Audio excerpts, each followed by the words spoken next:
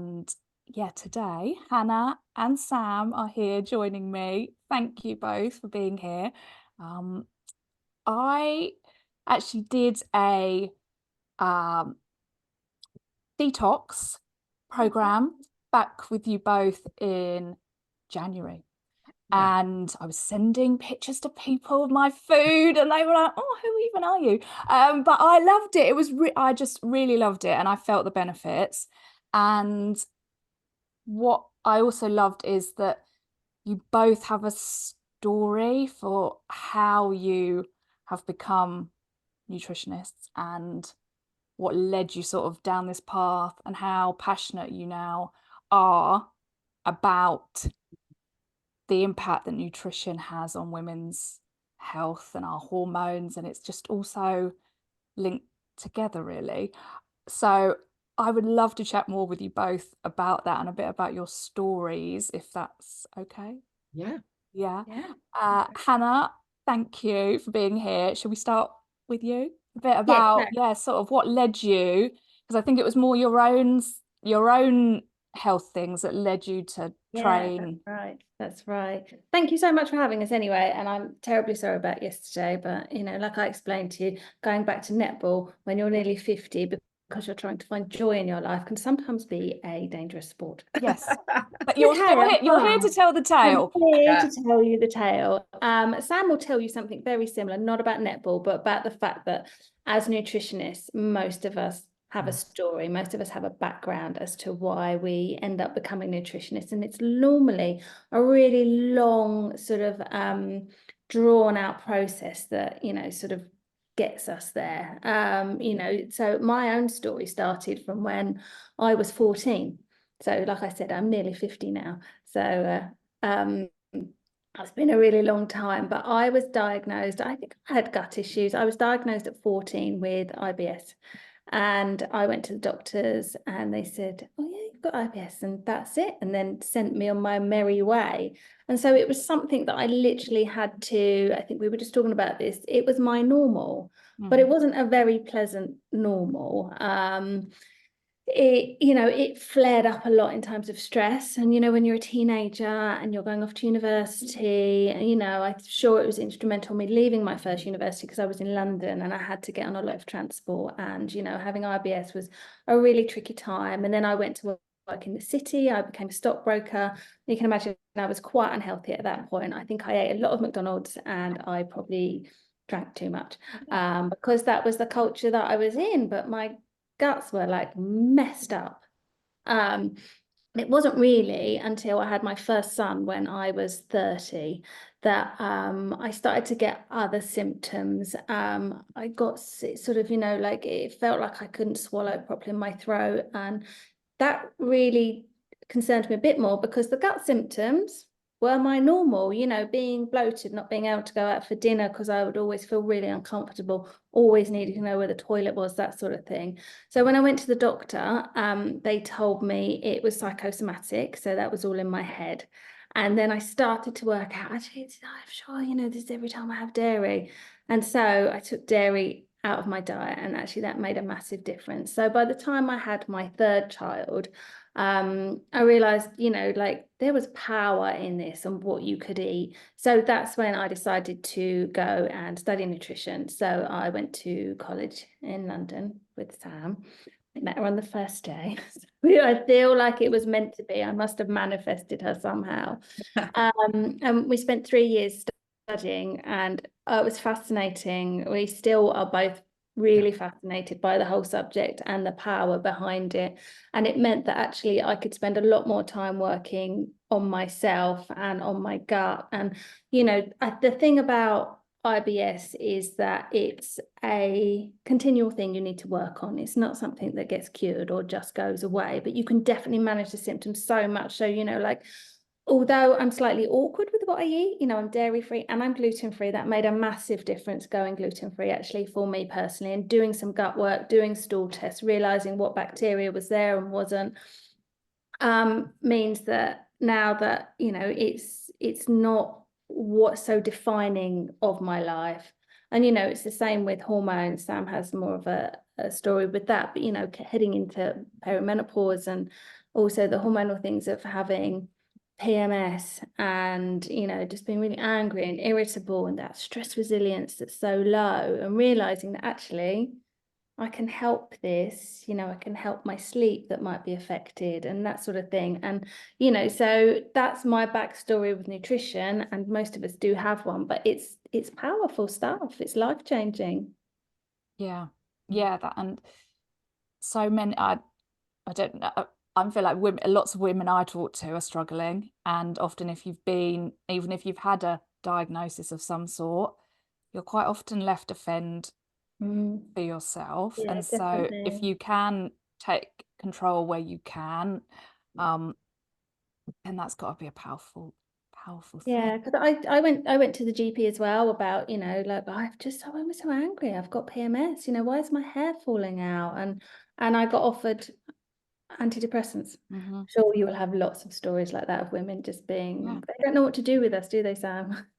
No, and I think that's right. There's such power in knowledge. And actually, when Hannah and I were at college, in every single lecture, we were like, oh, that's so and so. You know, we haven't thought about that before. I wonder if that person who we were thinking about has gone to the GP and they've been told to take this drug, do this, been misdiagnosed, take some antidepressants. And we were like, actually, they can kind of, if they knew what we knew now, they could change something. And that's why we love what we do, because I think often when you get to the point that you don't think it's normal anymore, your symptoms, and we were just discussing this, weren't we? We all think, Yeah. oh, I've had this for years, it's my normal. Yeah. Well, actually, it gets to a point where you think, do you really want to live with that anymore? Can you cope with that anymore? Should we cope with that anymore? And actually, it's finding the right person to give you the knowledge and the power to say, I can make that change for myself. And I think that's where the power of nutrition comes into it, and which we see in clinic daily, that it's just like a light bulb moment. Mm. Say, well, if you do the same things every day consistently and you still feel bad, then you need to change something, Yeah. you know, and that's where the power of kind of nutrition and lifestyle comes into it, Yeah. which is why we kind of love what we do, really. And I think, as Hannah was saying, you get a lot of people are misdiagnosed. And you know, there's no blame in that necessarily, but sometimes you have to take the power yourself, I think, and actually say, well, this isn't still working for Yeah. me. I need to find a different route. And that's where kind of functional medicine and nutrition comes into it often.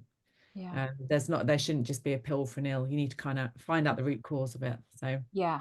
Yeah. And was that what led you, Sam, into it, training and the route that you've gone down? Was it yeah, your own health that led you down oh, that path? definitely.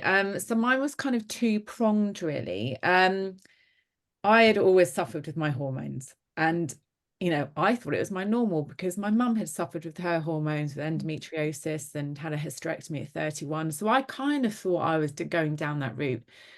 But I was in my kind of early 20s, it was really bad, and the doctor's saying, go on the pill, do this. And I Mhm. tried the pill. I had major side effects that didn't work for me.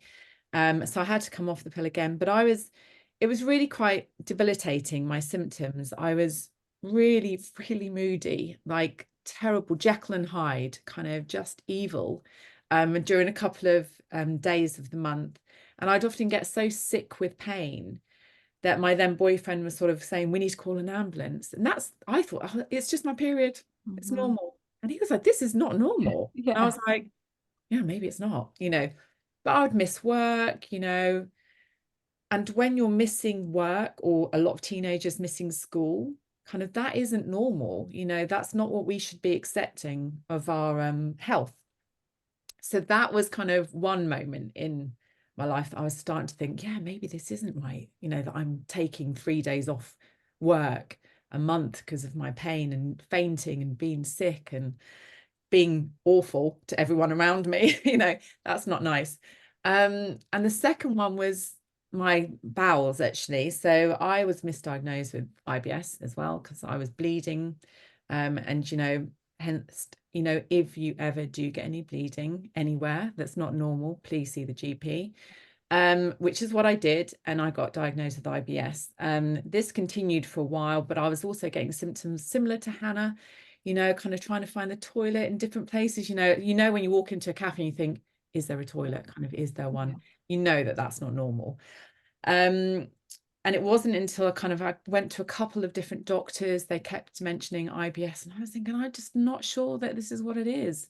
And I actually went to one doctor. I moved location in London, went to see a doctor, brilliant. And she just said, that's not normal. I want you to go to the hospital now. So I was like, then you stop panicking, thinking, Yeah. okay. And you know, for those of you who've had any kind of, you know, bowel issues, I had a sigmoidoscopy, which is an internal kind of procedure. They said, yeah, right, well, you need to have another one called a colonoscopy. And then they actually found what's called polyps in the bowel, which sounds really awful. They can be precancerous.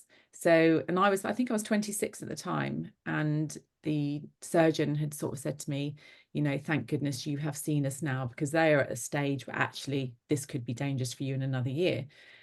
So that misdiagnosis kind of made me think, wow, I need to take control of my health. You know, I can't expect anyone else to kind of treat me the way that I should be treated all the time.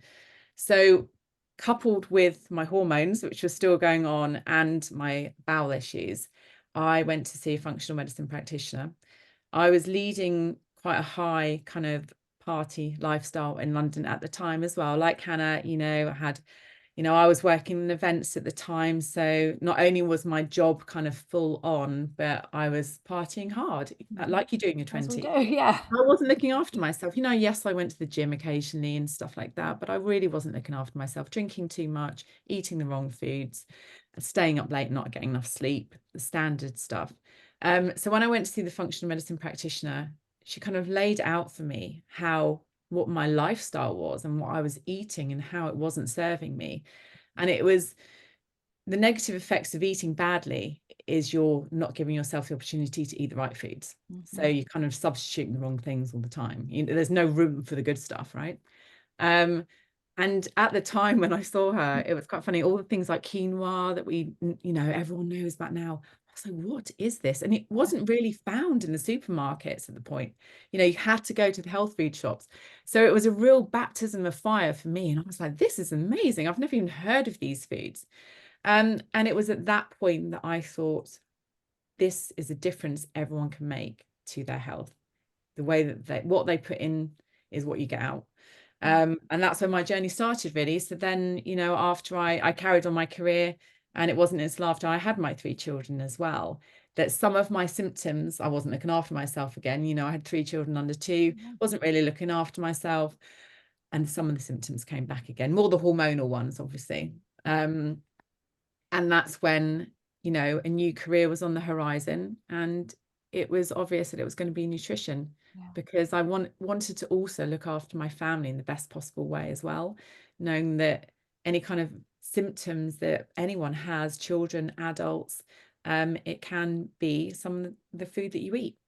So and that's, like I said, we met Hannah, and we're kind of like, we all say we're like little twins, 3 children, different kind of towns, but similar lifestyles and similar stories as well, actually. So I'm pleased to say I have, as Hannah said, it is a journey. Obviously, I'm perimenopausal now, so I have to do things slightly differently now to what, I was doing in my 20s and 30s, but it's a journey, and it's kind of, we have to pivot all the time. And that's where Hannah and I keep up to date with all the kind of new research, etc. And yeah, it's every client has a different symptom and a different story as well. So it's all personalized, really. Yeah. But I imagine there's quite a lot of similarities as well. Like you might be hearing when it comes to women's health. I mean, I certainly feel like I'm hearing, and from my own experience, it's very much if you're having hormonal or gynae symptoms or anything like that, or you're not feeling quite right, antidepressants, the pill, the coil, it's very tick, tick, tick. I mean, I think Absolutely. I'm being probably cast as a difficult patient with my medical practitioners at the moment because I'm refusing those things. And you have to advocate for yourself You quite do. quite And well strongly. done for doing that, because a lot of people don't. And I think they come away and say, well, they're the experts. They've given me a pill. I'm going to take it. Yeah, And I think, I mean, Hannah and I, we, you know, the amount of antidepressants our clients have been prescribed. And a lot of them, luckily, have said, I'm going to try this on my own first. yeah, But a lot of people don't as well. yeah. They might not have kind of the education that, you've got, the knowledge that you've got. But And yeah, I mean, yeah, and that for some people, those things absolutely they yep, obviously it is do, the right thing. But yeah. And I mean, I was awful on the pill, yeah, um, and haven't been on that for 10 years or so. But yeah, it's there when it comes to women's health, like there is a lot more information out there, but sometimes it can feel quite isolating, especially yeah, if it's something that you might feel a bit like if it's a bowel thing or that we, like we said, we all just accept it as normal. Like this is just my body, and it's like, oh, I'm just bloated, and oh, I'm having a breakout. Or I've got those heavy periods and it means I've yeah, bled through on the train, or, that's okay. That's quite normal. I'll Yeah, just, yeah, I'll stay at home, for yeah, 3 days, yeah. like I would And it's say. not it's not that we're saying nutrition's this magic No, fix, but no. there are some things when you're seeing clients, are you seeing kind of common themes or things that Yeah, definitely. I mean, I would say so, Sam, wouldn't you? But it does depend on the age as well. But, sort of women that we see around our age or, 10 years either side, a lot of it is they're really tired, yeah, they're fatigue, gaining weight, their body hurts. You low do then mood. start to get into elements of, they're anxious maybe, or, they've got hot flushes. But, there's more, I don't know about you, Sam, but I've definitely found more of a common theme with those sorts of things. And weight gain's always in there at the end. Always. It's definitely a societal thing and how we were all brought up with it. But it's almost like they don't want to mention it as well, but it's a thing, isn't it, Sam? Like Sam said, we are both going through it together as well and realizing that, weight gain does just happen. You can't do the same thing as you did in your 20s. You can't just, what did I do to lose Yeah, weight for my yeah. wedding?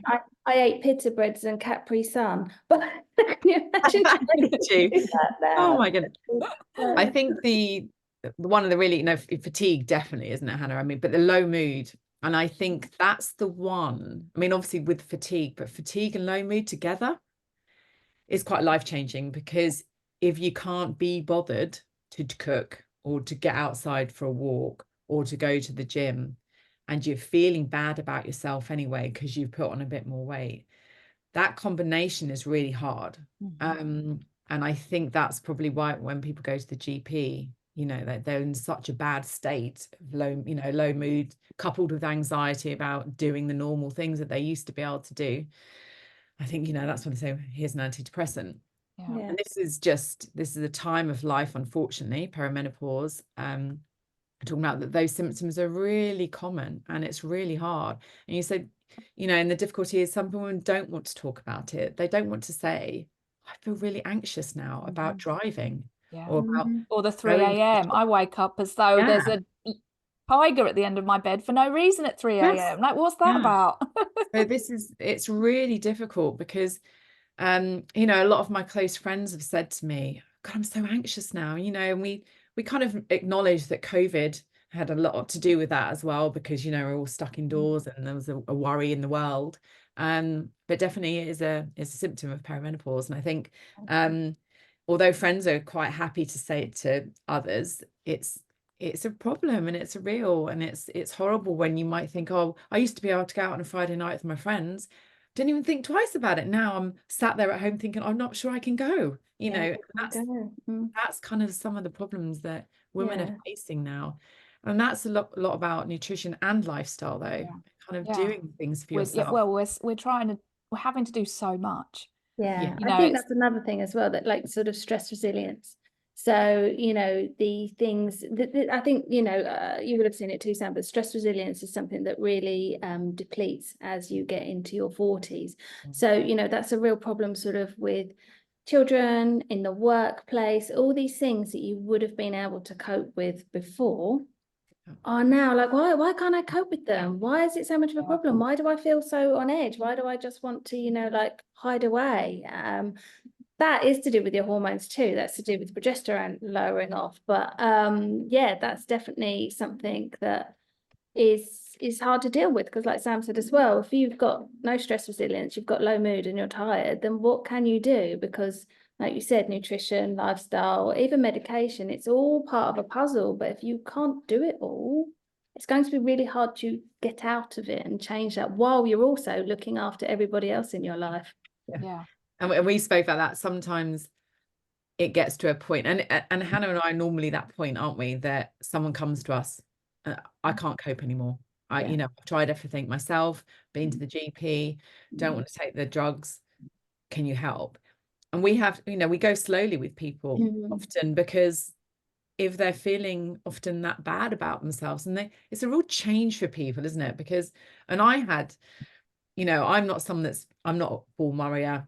I've never had anxiety before. And I last year had anxiety. And I thought, oh, this is new. And it's quite interesting, because all the you know, whenever we see clients, Hannah and I kind of, you know, there's a list of kind of symptoms that they have. And sometimes we haven't had them yet, you know, and then we'll get one. I'm like, oh, Tick. this Wonder is how they kind of what feel. now. And you know, so we are in it, and we are kind of up and down with different symptoms, but whereas it's worrying for us, you know, in terms of, I'm like, oh, I know what to do about that. I just need to do it. But you know, Not I that also, you said, yeah, but also I know, and I'm, you know, Hannah and I have got each other. We're lucky, you know, lucky in that sense. I said, Hannah, you know, I'm in a really bad, you know, low mood today, you know, and Hannah gets it and kind of walk me through. Well, have you tried this? I'm like, no, because I'm in too much of a low mood for that. But you know, and you know, those days you just have to say, I'm not going to do much today. Yeah. Now, Hannah and I know, you know, Hannah knows me well enough that I have FOMO with anything. I like to do everything, say yes to everything, do everything I possibly can in my diary. And I was reading yesterday, have you heard of JOMO, which is joy Yes, of yes, missing out? yes. I'm Yeah. trying to embrace that. I try and embrace it. I'm not very good at it yet, but I'm trying to embrace it, because, and in fact, I am getting better at that, because actually my diary used to be so full that it was exhausting for me. And I'm like, this is not serving me very well anymore. You know, I need to actually go for a nice walk, or just kind of watch TV for an evening, instead of kind of going out and being everywhere and doing everything. So sometimes you just have to really listen to your body and actually serve it. And actually, we've only got one body, and we need to look after it, and we actually need to listen to it. And if your symptoms are saying you're in a low mood or you're anxious, then actually do some breath exercises, go for that gentle walk, listen to a nice podcast, you know, go and cuddle an animal, you know, but do stuff, you know, don't go out for a run, because that's just going to kind of set your stress hormones off Yeah. again. Yeah. So listen to it, and be kind to yourself. And I think that's the key thing. You know, we were talking about this a minute ago. Sometimes your symptoms get so bad that then you have to do something about it, but try and do it before Yeah. you get to Before that you, point yeah, you where get you to that point. lose the plot. You know? Because we can keep so busy Yeah, because you think, well, I can't just pause life. yeah, So, and then suddenly your body forces you to pause yeah, life. yeah. And or if we're so busy, we miss it. We just think, well, this is just normal. Everyone's doing this. This is what you need to. We just keep on the treadmill. Going. Yeah, that's right. You keep that.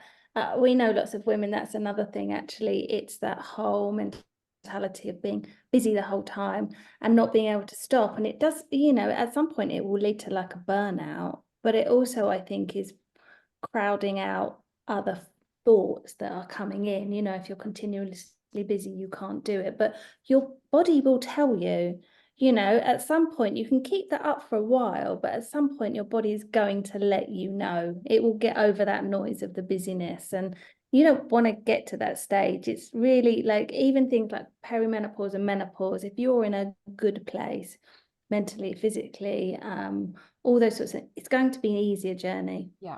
So, and I suppose it's doesn't matter what age, we're all going to have some sort of hormonal or like lifestyle stuff can hit you at any point, or hormonal things, you know, endometriosis, all of those sort of things. Sometimes you won't know that you're dealing with those, maybe at a younger age. That's when you'll feel like you've got PMS.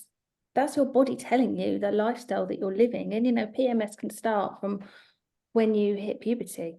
You know, like I know that mine was bad in my 20s. I think what Sam was saying, you know, hers was as well. So we're very aware of this, you know, and, you know, those feelings you have inside you, that's a lot to do with what you're doing with your life. You know, you're not eating well, you're not prioritizing sleep. Or you don't, if you're like sounds like we all were drinking our way through our 20s, you almost like you just like, I'll have another drink tonight and then I won't, you know, just dull it out. And I mean, that's as you, even if you could tolerate things in your 20s, maybe foods and things. I know with alcohol, I mean, I haven't, I sort of accidentally gave up alcohol. It's almost 5 years ago. It's supposed to be a month, it's carried on.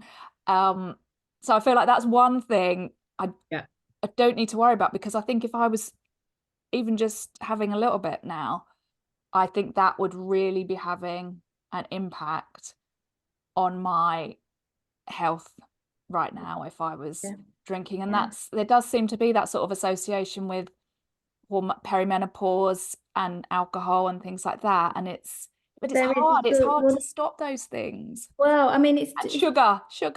Well, it's all to do with your liver, isn't it, Sam? So your liver has such a small capacity to detoxify alcohol and to detoxify sugar, but your liver's also trying to detoxify your hormones. And, you know, like when you're coming into a time of hormonal imbalance, and that might even be pregnancy, you know, breastfeeding, coming into perimenopause, your body sort of is trying to prioritize getting out that high estrogen you might have circulating, which will cause all sorts of symptoms. But if it's having to deal with sugar and alcohol, it's going to prioritize that, and those hormones will just get, for better or worse, you know, they're just going to get sucked back into your body, and they're not going to work properly. And that's what's going to cause, that's why there's more of an issue with people not being able to cope, because your liver's under so much strain, isn't it?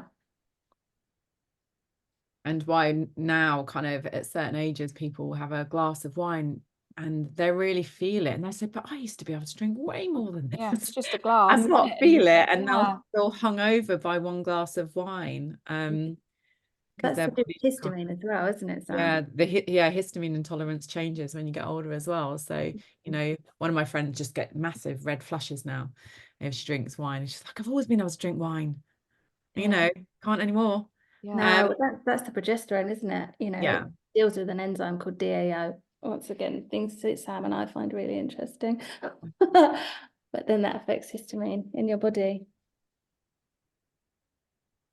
Now, I mean, I did the detox with you in January, and I really enjoyed it, but I completely hold my hands up to the fact that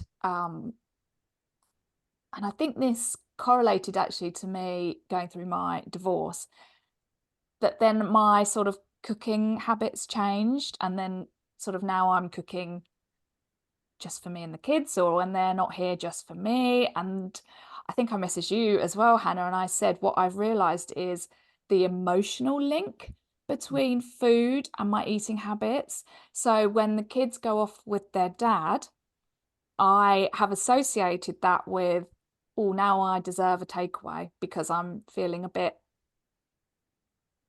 low, or I've waved them off, or now it's my time, or some sort of association has created that. And I really noticed it during that sort of 2 week, 2-3 week process, that those things were happening, the emotional connection with food. And as soon as I didn't have to worry about feeding them, I almost stopped worrying about feeding myself well. It was, I mean, I think the emotional side of food is quite a big thing as well. It is for me. I don't know if you find that with clients. Yeah, it's huge. I think there is a massive, I mean, we all know that, don't we? Kind of, if we're feeling a bit low, you don't kind of think, oh, I'm just going to have a salad. You probably think, oh, I might have a takeaway or a pizza or an ice cream tub or whatever is your thing. One of the things we always say to clients is remove anything before they start one of our programs or before they start kind of our protocols that we give them as on one-to-one clients, is that if you have your favorite go-to emotional food, could be a Kit Kat, could be pizza, could be a donut, that's mine.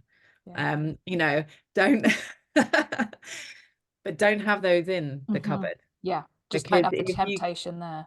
because in the evening you've eaten really, really well all day and ticked everything off, and you've had your omega-3s and you've had enough protein, you've had enough fiber and fruit and veg, but it gets to the evening, you think, feel a bit like low now.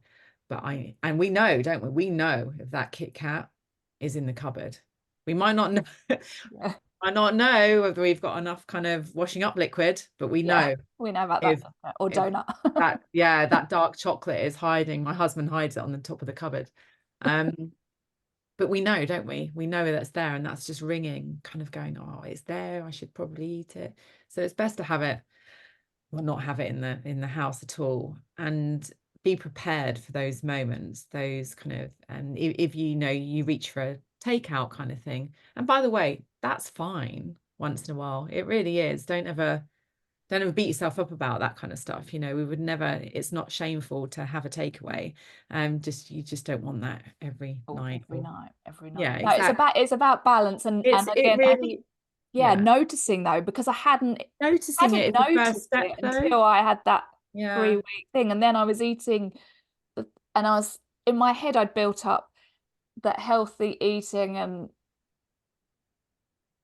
was going to be so time consuming, and that I was too busy to get everything in and cook everything from scratch I also realized I was missing a lot of meals. I was probably in some ways not eating enough. Okay. And so when it was sort of the meal plans, which you send through, which are amazing, with like the shopping list and everything you need, I was almost like, oh my God, I'm not eating this much usually. But I just felt good about myself just seeing that food in front of me. And I thought, actually, I am really nurturing myself. And how often are we stopping and nurturing ourselves? Yeah, it's definitely like a form of self-care, isn't it? Actually looking after yourself. I mean, we've all been there. I had it, I think I said to you a little while ago, didn't I, Sam? My husband was away and I was like, I've eaten toast for dinner for the last 2 nights. Like, what am I doing? And it is, like you said, putting yourself back in the forefront and thinking, I need to sustain myself properly. I need to eat some good food, because otherwise, once again, your body's going to tell you. I think you said that to me as well, didn't you? That you didn't think that you had eaten that much before, Laura, and it's just about, because I would often have just missed either a dinner or a lunch, or if the girls, if I was full on with the girls and bedtime on my own, I would have just skipped dinner. But it's great that you've acknowledged it now, and that you've acknowledged that actually when the children go to their dad, you might kind of then go, oh, this is, I'm going to get a takeout and stuff. And this is why we always say about batch cooking as well, which we do bang on about. But if you've got something healthy ready in the freezer, then you don't need to reach for the expensive takeout. You've got something nurturing, kind of and nourishing already in the freezer for you. And that's when it is a form of self-care, and you feel good about having that plate of food in front of you, rather than the guilt that unfortunately we feel if we do kind of go for things like takeout and stuff like that. So, and if you've got children, it's good for them to be trying things, seeing those different foods and meals. Like mine were, the chocolate smoothie bowl was a big hit. Chocolate and orange smoothie bowl, that was a hit. And the turkey mince dish, that was a massive hit, with the turkey chili, that was a hit. So and I felt good about myself at the end of that. And then some of the bad habits have started to slip back lately whilst there's been a lot of life stuff going on. So when I saw you were going to be doing your next program, I was like, right, I'm signing up. I know it's a slightly different thing. Yeah, hopefully it'll be all right. But, so maybe we can talk about that. But what I also love is that there is an element of, not everyone's got the ability to have a nutritionist on hand and have that.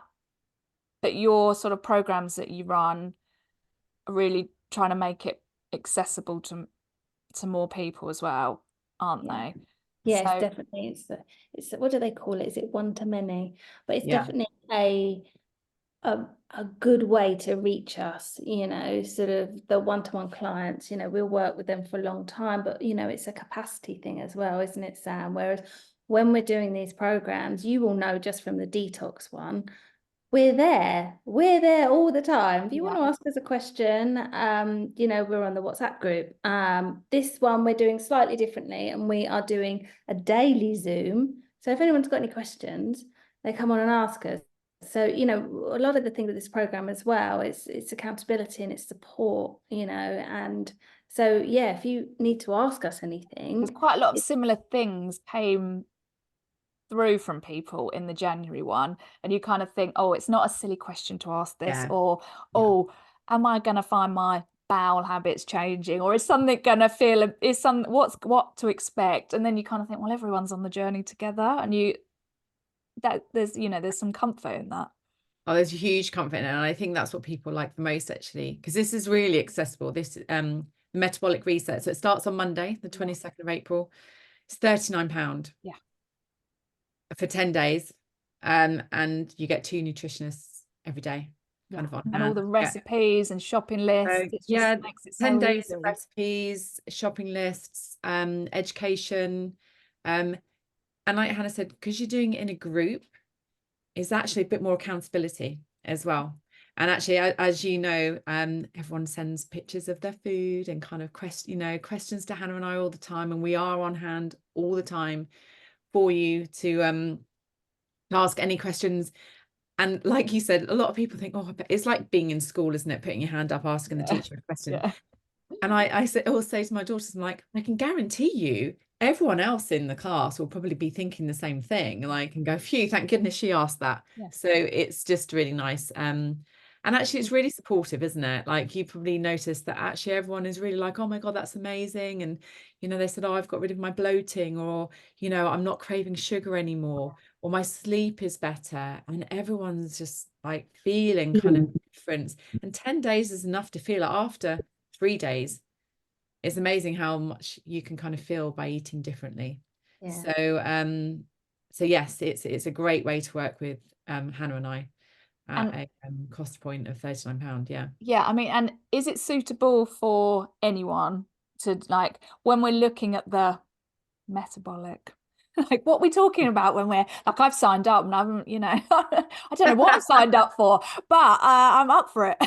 But is there, you know, can everyone join? It's like, what are people gonna feel? Yeah, I mean, this one is a bit different. I mean, Sam and I love running these programs. That's why we do it. We love the people that we meet. We love the groups. We love the support and the questions and all that sort of stuff. Normally we're a bit softer, aren't we, Sam? We're really nice. Not this time. Oh God, I'm regretting my decision now. I should have asked this before I signed up. No, it'll be fine. We're not going to be mean, I promise you. Actually, no, I'm joking. No, I just might have to stop the daily coffee, I think. No, that's in there. Allowed one. Because of Sam, just one. you're allowed one. I like coffee.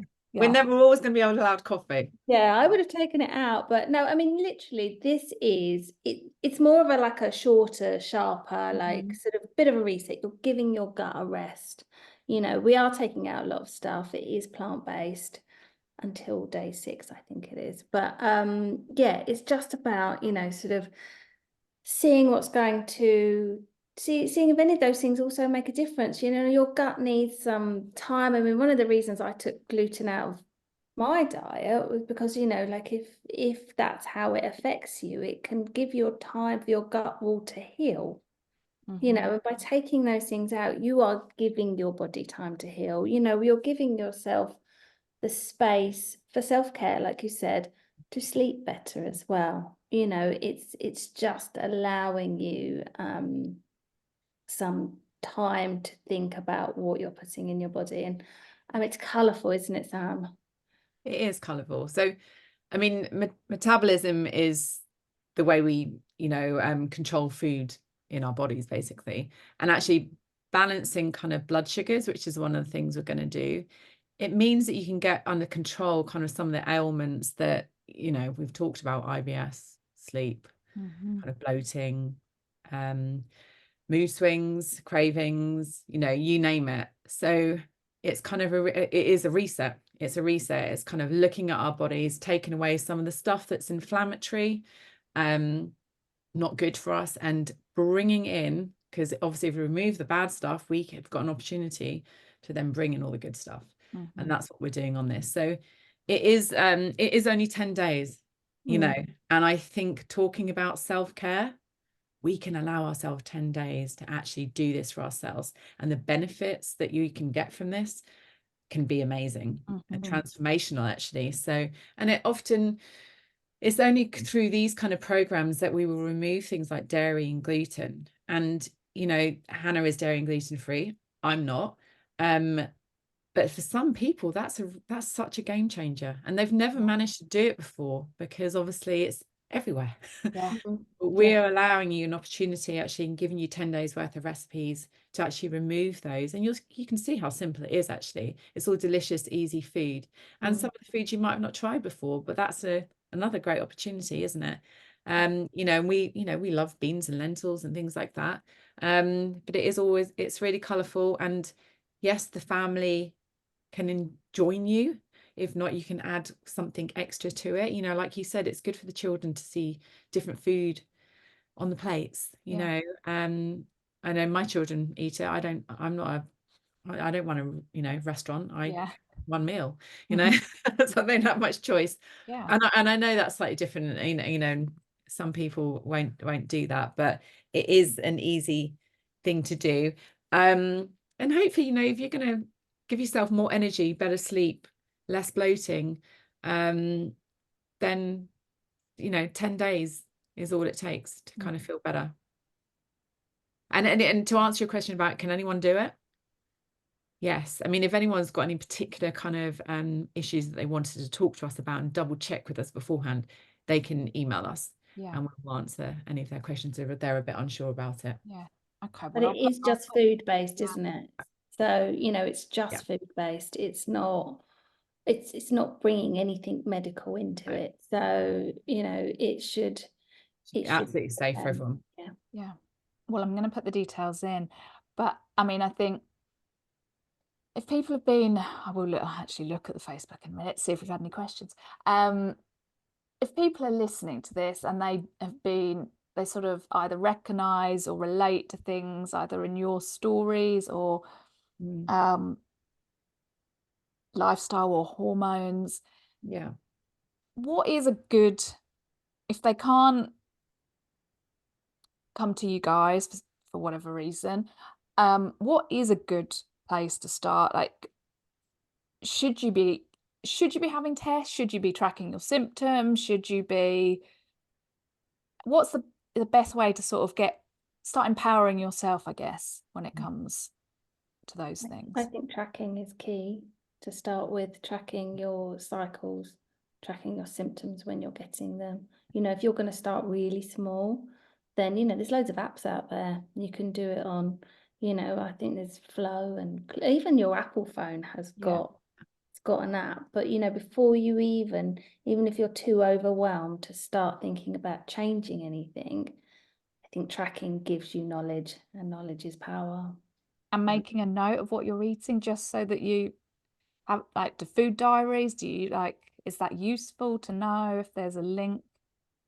I think there is. If people are getting, especially gut symptoms, then definitely I think I'm writing down kind of what you have and symptoms next to it, because often people would just do that and start seeing a pattern.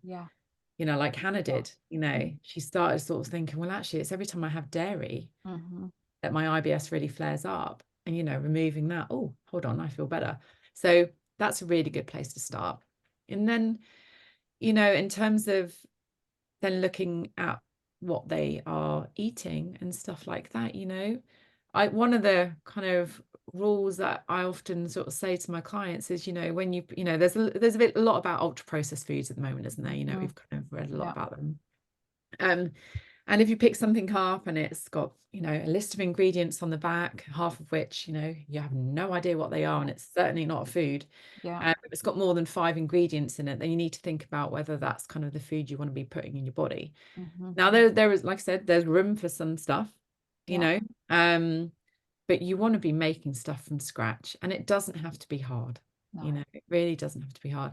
And just colourful, you know, diversity and colour is really kind of what you always need to be looking at, because I think a lot of people eat the same foods, don't they, every week, and that, you know, because that's habit, isn't it? And obviously we've got our shopping list set up, which is, you know, and you go for the same stuff. You know, we're all kind of, you know, we all do that.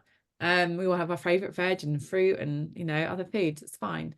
But just try and sometimes add in a couple of extra different dinners every week. Get diversity and add in legumes and grains.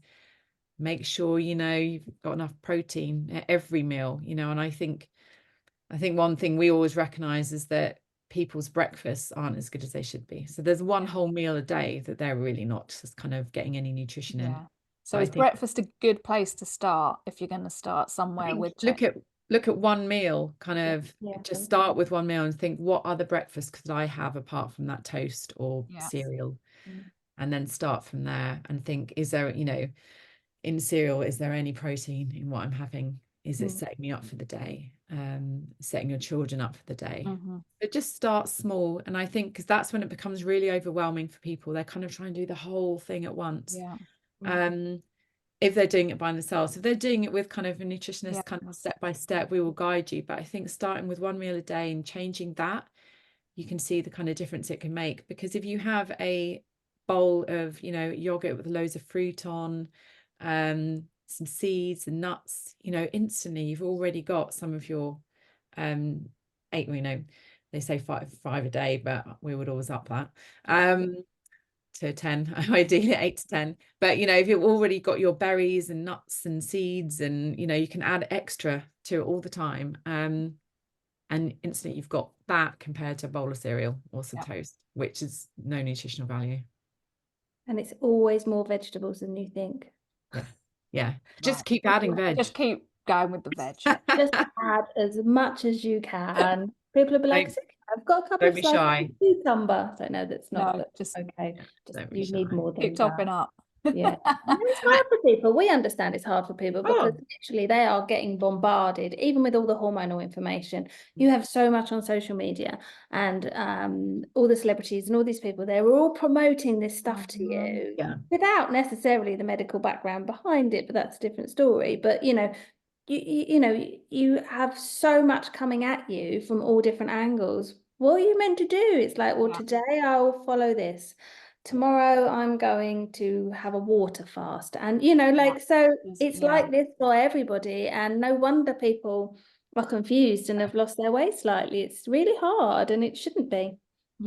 And sort of cost of living for a lot of people as well. If you want to buy organic fruit and veg versus the price of a Happy Meal. I mean, that's the thing. Like sometimes that plays into it, doesn't it?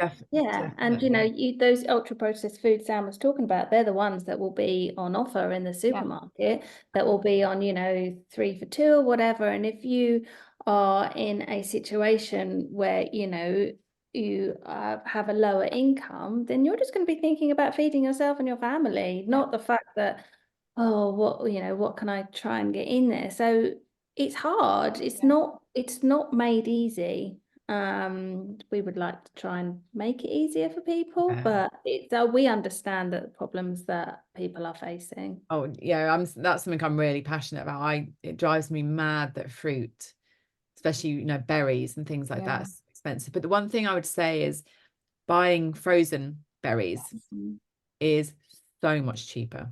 Yeah. So, you know, a big bag of frozen blueberries and strawberries and mixed fruit is so much cheaper. And that's why, I mean, and they are fabulous for making smoothies and things like And that it's with. not going to go out of date, because that's it. Sometimes you can have all the best intentions, Yeah. fill your fridge with all the good stuff, and then life happens and Yeah. you've got a load of moldy food at Yeah. the end of the week. Whereas at least if you've got it frozen. Yeah, and it's quicker, you know, you're not then chopping up the strawberries or, you know, like washing them and stuff like that. So I think that's, and it keeps the vitamins in them, you know, they're frozen so quickly. That's absolutely fine. There's no kind of diminishing kind of nutrients in them. So that's a real touch. And things like avocados are expensive, aren't they, as well? But you can buy frozen chopped up avocados.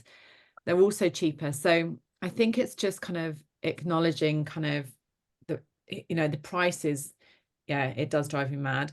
But there are ways of getting around that sometimes for most things. I mean, I think, you know, like you said, Sam, if you go to somewhere like Aldi or Lidl, you can get the big bags of frozen fruit for like £1.50. You know, you can make them into smoothie bowls for the kids. You know, those sorts of things. They do like also the tins of legumes and beans and stuff like that. So, but it's knowing then what to do with them when you have them. Yeah. So that's when, you know, that's when the support from you guys is so powerful. I'm just gonna have a little refresh on here. I've seen some people are joining us. I know some people are going to catch up after with their questions. We do like to talk.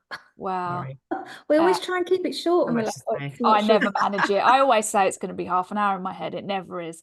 So anyway, we'll wrap it up now. And if you're watching on catch up, let us know if you've got any questions. Hannah's in the group, and I will send.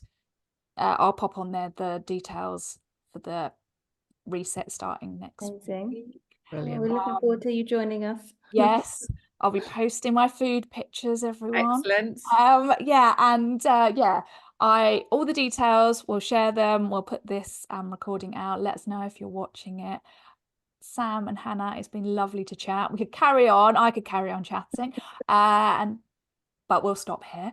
And thank you so much. It's been lovely. And thank you everyone that's been watching. And if you're watching on replay, let us know what you think. Anything, get in touch with Hannah and Sam. Okay, everyone. Bye. Thanks very much. Everyone. Bye.